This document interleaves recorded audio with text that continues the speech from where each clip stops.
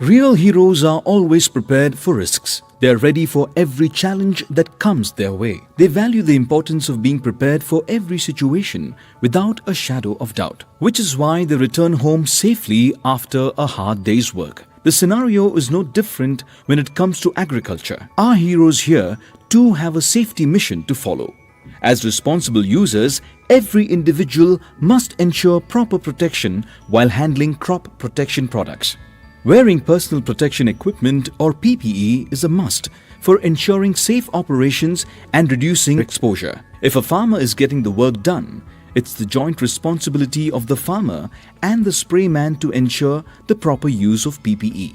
The farmer must provide proper PPE to the sprayman, and the sprayman should ensure that he adheres to all requirements of personal protection and safeguards his health. For safeguarding one's health while spraying pesticides, let's understand how to correctly wear PPE and minimize risk. Always wear a shirt or a t-shirt with full sleeves and trouser, as they act as a second skin and reduce the risk of exposure. Now, let's move on to the next step. Start wearing your PPE trouser followed by your apron, which needs to be pulled over the neck. After that, tighten the straps to make sure that the apron covers your upper body properly. Wear your boots.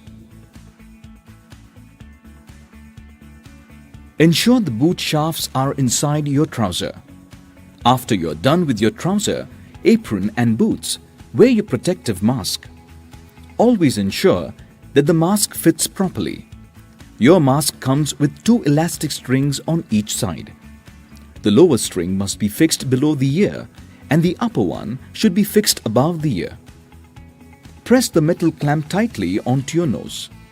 After you wear the mask, it's time for your eye protection. Make sure you protect your eyes with chemical-resistant safety goggles. Wear a cap for added protection. And finally, wear your protective gloves one by one. All components provided in the BASF Sanrakshan kit are water repellent and designed to prevent chemical droplets from penetrating the body. The poisoning can happen via accidental contact with eyes, inhalation, ingestion, or direct contact with skin.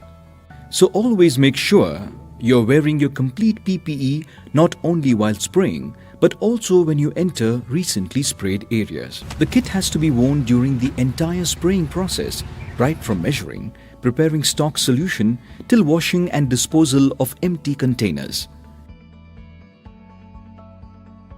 Wearing PPE is not enough.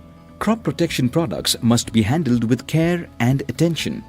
This can be done by making sure that your spray equipment is regularly inspected and properly calibrated.